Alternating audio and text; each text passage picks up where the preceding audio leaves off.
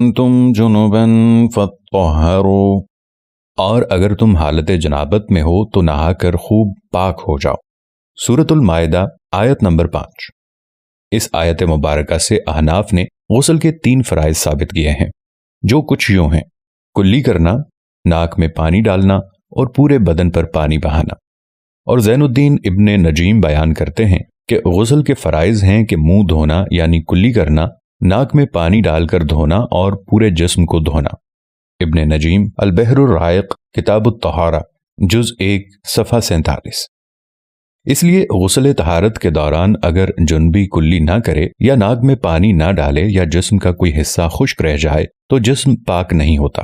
بصورت مسئلہ اگر آپ نے تینوں فرائض یا ان میں سے کوئی ایک فرض چھوڑ دیا ہے تو غسل دوبارہ کریں۔ جو نمازیں اس دوران ادا کی گئی ہیں وہ بھی لوٹائی جائیں گی۔ واللہ ورسولہ اعلم بالصواب۔